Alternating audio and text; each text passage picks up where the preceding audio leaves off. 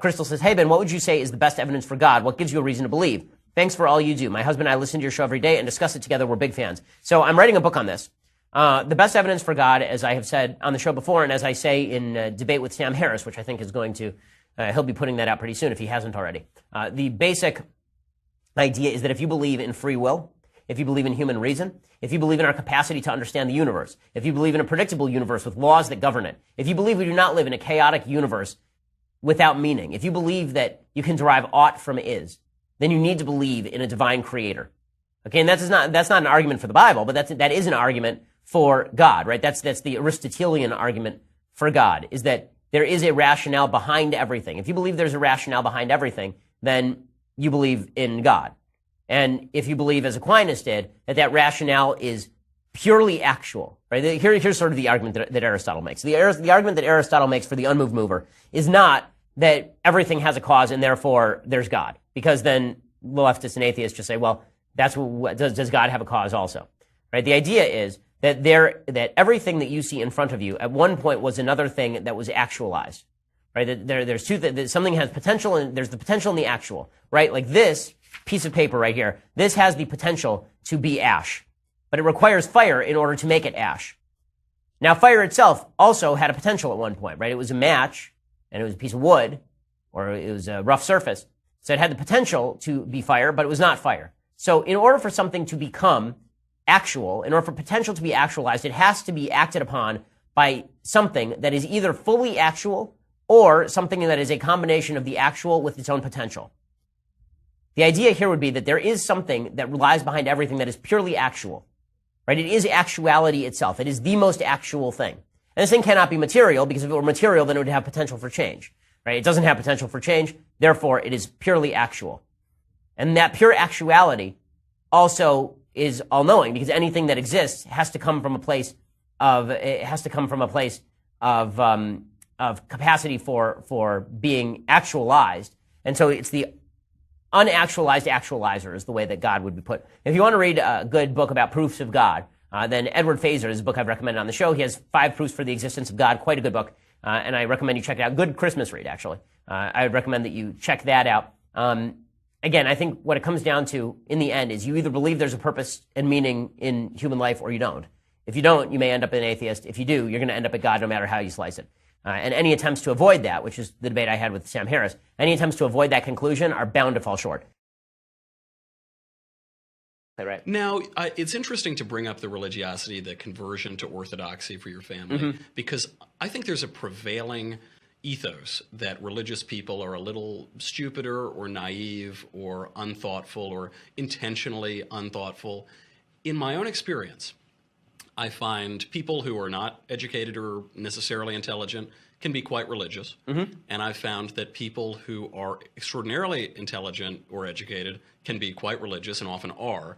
And then there's this middle ground of total atheism. Yeah, I think that's right. And I think the reason that's right is because a lot of people who are hardcore atheists, I'm not talking about agnostics, because I think the only evidence-based position on God is agnosticism. Sure, because there's no other evidence of any, like you can go either way. But as far as kind of hardcore atheists, a lot of atheists who are very hardcore and very vocal about it, they seem to think they're the first people who ever figured out that like a virgin birth is kind of unlikely, or that God speaking from a mountaintop is kind of weird. Like there's people this ever occurred to in the history of humanity. Like it's brand new. No one's ever thought of this. Or they'll talk about the problem of theodicy, and they'll sit around going, well, I had a friend who died of cancer when they were young. How could a good God allow this? I'll bet no religious thinkers ever talked about that. It's like there's 2,500 years of religious thought on exactly this topic. It is incredible that people will bring up this question as a trump card. Right. They'll say, well, why would a good God let bad things happen? And you think, you're not asking me that. You could Google it, and you would get eternal books about this. Right, and they may not satisfy you, but the idea that there's no sort of explanation for that any religious person has ever thought. Like, they expect me to convert on the spot. You're right, now I'm an atheist because you dropped that on me. No, I mean, most religious people have doubts. Most religious people understand that there's a difference between faith and knowledge. That's why it's called faith. Right? That's why it's called belief. You're a believer, right? You're not a knower, you're a believer. And there's a clip of me saying that I know in God, but I didn't say I know God, right? I said I know in God, because no human being is capable of knowing God. I know the place of humanity in the world because I believe there is a God, but I think that is a different standard than religious person who never even thinks about whether God exists or what God wants from us. I think that It's written right into the Bible. I mean, I think that the key moment in biblical history, there are a bunch of them that people sort of point out in the Old Testament anyway. The key moment for Christians is very easy, but for Jews, there are a couple. There's just one. I guess two. There's the birth and the death and resurrection. Right, but exactly. It's very simple. It really boils down in the sequel. In the sequel, they really boil it down. But in the original, there are a few different sort of points that people use as inflection points. Sacrifice of Isaac, the Exodus from Egypt. But I think that the real key moment is a quieter moment, because this is the moment when Israel is actually founded, and that is the wrestling match between Jacob and the angel. Right, that's when Jacob's name is switched to Israel. That's the first time that Israel is used in the Bible and that becomes the foundation of all of religion. And Yisrael literally means struggle with God. Right, it says right in the Chumash, it says right there in the Bible that this means, and you struggled with God and overcame. That's what religious people do every day. We struggle with the goodness of God, the presence of God, the immanence of God. We struggle with that all the time. If you're not struggling, you're not thinking about it. And God wants you to struggle with that, because if you're struggling with it, then it means there's a baseline level of belief. You don't struggle with things that you think are imaginary. You don't struggle with Santa Claus or the Easter Bunny. But you struggle with your wife. You struggle with your family. You struggle with people that you love, that you have a relationship with. Exactly. Do you think, because all the time we hear, especially from young conservatives, well, I'm fiscally conservative but socially liberal. Well, I just want to focus on policy that works. And there seems to be a metaphysical ignorance or a neglect of metaphysics. I agree. Do you think that there needs to be a metaphysical basis for conservatism? I think that if you want to think it through for more than 5 minutes, yes. Because I think that you can live in the political world and not really think about the bases of your thought. But, I mean, it's fascinating always when you talk to people who aren't religious or who disparage the Judeo-Christian tradition upon which this entire culture was built.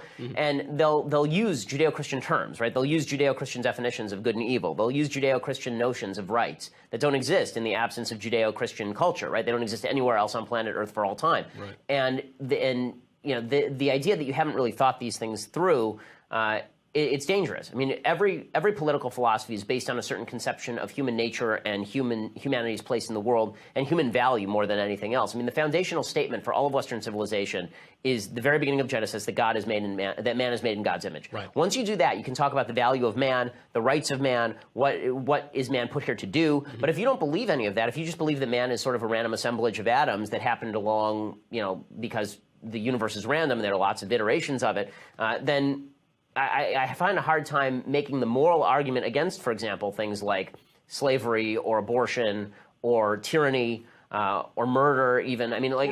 or capital punishment on the flip side. Capital punishment. I mean, if you are basically just an ant, unless you're a Jainist and you believe all forms of life should equally be protected, but that's a religion too. If you believe like a secular version of that, then okay, I guess I buy it. But otherwise, you have to explain what makes human beings special and why is that specialness worthy of protection. It does lead to this, what it seems to me, disingenuous determinism. That seems to be the logical conclusion of that materialist thinking. But and disingenuous is the right word, because I think that what ends up happening, it's very weird, is when you talk to a lot of people who are atheists. Like I read Sam Harris's books, and I've met Sam, and I think Sam's a smart guy.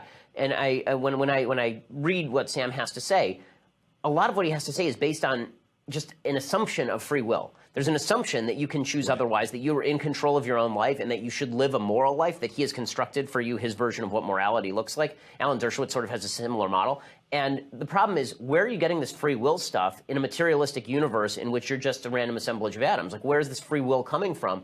Where do you get that? And how do you square that with a materialist version of reality? I think that the best proof of God, I've always said this, I think the best proof of God to me is sort of a Cartesian notion that you are a thinker, you are a being. I can acknowledge myself in right, the world. You are a self, right? You're not just a random assemblage of stuff that wakes up new every morning, and that if you have a hamburger, you're a different person than you were 1 minute before because you just put some new stuff in your body, right? The notion that you are a coherent human being with the capacity to think and the capacity to control your behavior and the capacity to change, that's the basis of all of civilization. You take away that basic Augustinian notion of free will and it's all over. I couldn't agree more. So you've read all the books. You've read St. Augustine and Descartes and all these people. Most people haven't read all the books. If you're a young conservative, either you're on campus or you're in high school or something, you want to join the vast right-wing conspiracy, you want to get your card. I keep mine in my wallet all the time. What should you do? What should you... And I don't just mean what books you should read. Obviously, you should do that too. But what should the would-be young conservative be doing right now? Well, I mean, I think the first thing you should do is work hard. I think working hard is basically the first notion in any conservative philosophy. If you are willing to work hard for your own betterment, then you're already moving in the right direction politically because you're an individual who feels you need to better yourself. You're not just a piece of garbage in a collection. So if you value yourself enough to work hard, then I think that you're going to move in a conservative direction sort of automatically. I think that, in terms of reading, obviously you should read the same texts that were good enough for Lincoln. I mean, if you read the Bible and Shakespeare and follow that up with the Federalist Papers, I think you start with those three, and you'll be in pretty good shape.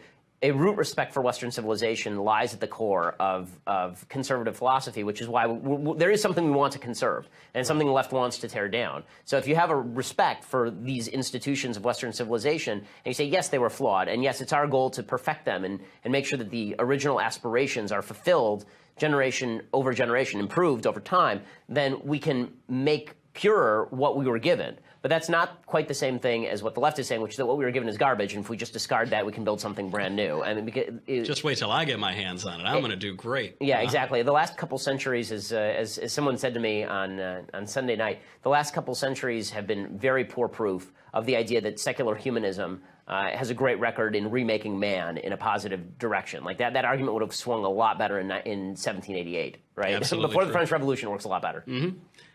We have to talk a little bit about politics.